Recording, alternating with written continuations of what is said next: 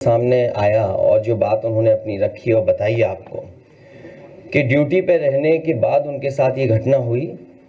अधिकारी तमाम दबाव बनाते हैं और अब साजिश ये रची जा रही है कि वो ड्यूटी पे ही नहीं थे, पहले ही रिलीफ दिखा रहे हैं और जिस स्कूल में वो जिस जगह पढ़ा रहे थे उस संस्था पर भी, वहां पर भी दबाव बनाया जा रहा है और कहा जा रहा है कि आप कह दीजिए बीमार हैं पहले से ही।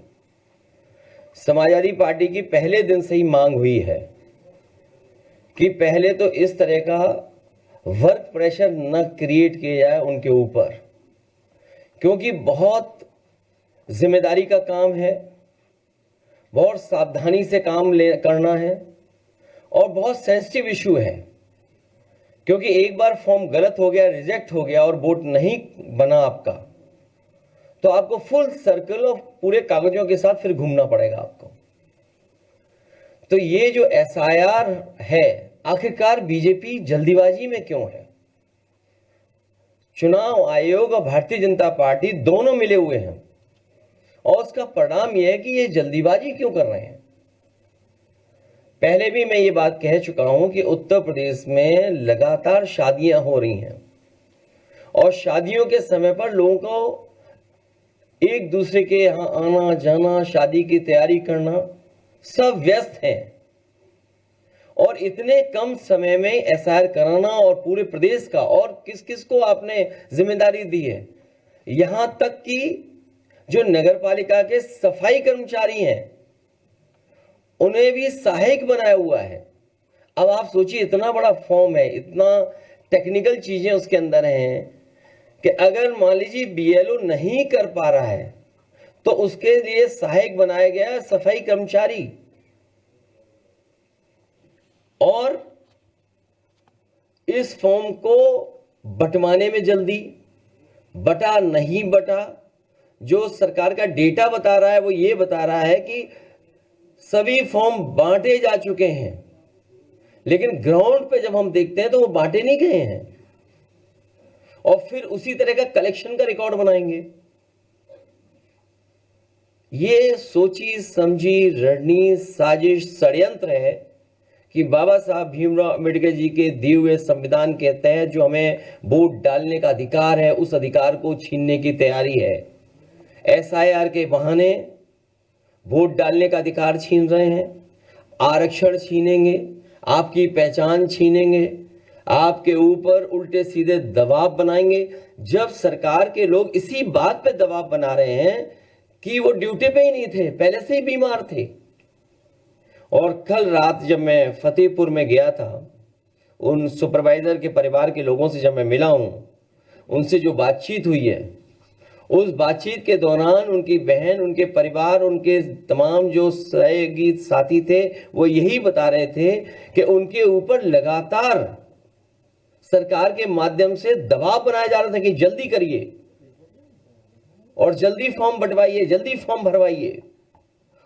और उसका परिणाम यह हुआ कि उन्होंने आत्महत्या कर ली।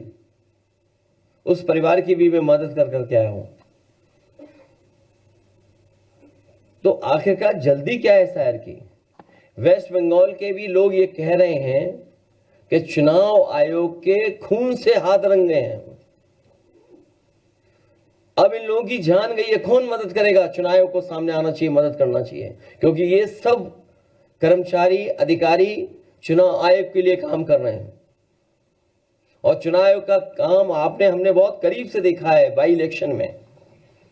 जिस समय बाई इलेक्शन हो रहा था उस समय पूरा का पूरा चुनाव आयोग के अधिकारी चुप बैठे हुए थे। उन्होंने बूथ लूटने दिया, उन्होंने अधिकारियों के माध्यम से जो जो बीजेपी करवाना चाहती थी वो होने दिया, वोट डलवा लिया।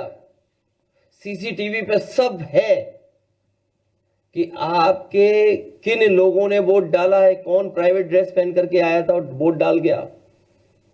इसीलिए सीसीटीवी की अब फुटेज भी नहीं देंगे आपको, रिकॉर्डिंग भी नहीं देंगे। ये पूरी सोची समझी रणनीति है कि लोकतंत्र देश से खत्म हो जाए। अभी मुझे राजीव राय जी की चिट्ठी मिली है, उन्होंने जानकारी दी है कि तरह के उनके सामने संकट, रुकावटें और वो आ रही हैं, कोई सुनवाई नहीं है, अधिकारी बताने को तैयार नहीं है। उनकी ये चिट्ठी है, ये बाकायदा व्हाट्सएप पे आपको भेज दिए जाएंगे। और देखिए, अभी 13वीं नहीं बन पाई है। घोसी लोकसभा में, कई विधानसभा में तैयारी हो गई है। लोकसभा घोसी में तैयारी होगी कि निर्देश चले गए हैं कि 20-20 हजार वोट काट दो हर विधानसभा में। ये राज्य की चिट्ठी के माध्यम से मैं कोट कर रहा हूं बात को। घोसी लोकसभा के मऊ सदर विधानसभा से लगभग 20,000 मतदाताओं के नाम डिलीट कर दिए गए हैं अभी से ही। सोचिए आप, क्या तैयारी है इसका मतलब। तो जो बात हम लोग कह रहे थे कि हर विधानसभा से इतने वोट काट दिए जाएंगे, जब आपका परिणाम आएगा तो आप खुद देखेंगे कि कितने हर विधानसभा से वोट काट दिए गए हैं।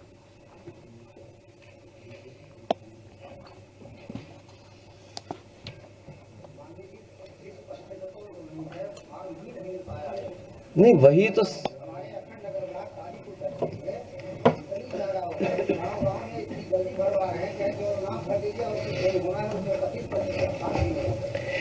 न केवल फॉर्म बल्कि कई बीएलओ लोगों को जिनको ड्यूटी पर काम करने के लिए भेजा गया है,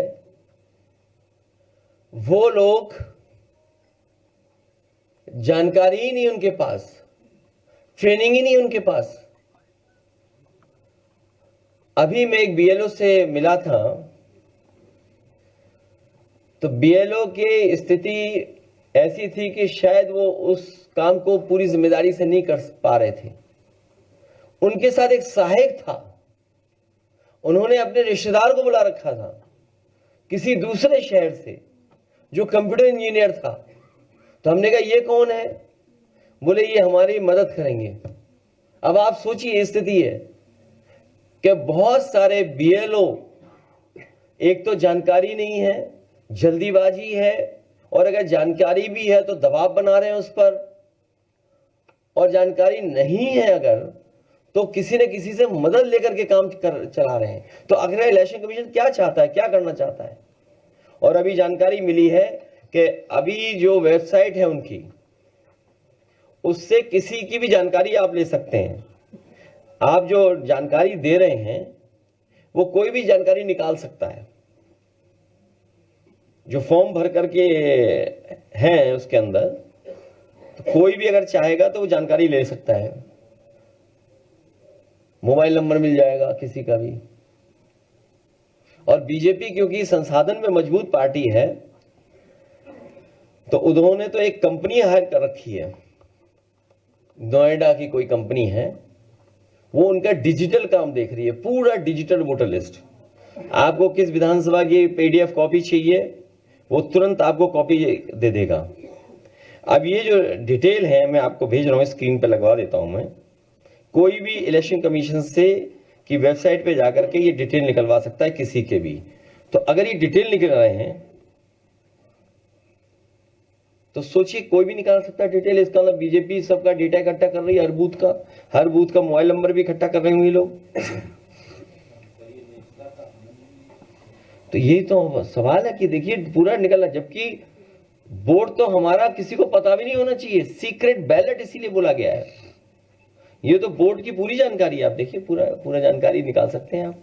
मोबाइल नंबर भी आपका किसी का भी आ जाएगा। तो ये क्या कर रहे हैं इलेक्शन कमीशन वाले लोग? अभी मैं स्क्रीन पे लगवा रहा हूं, इसकी just run through in the screen. अरे रुक जाओ एक मिनट, है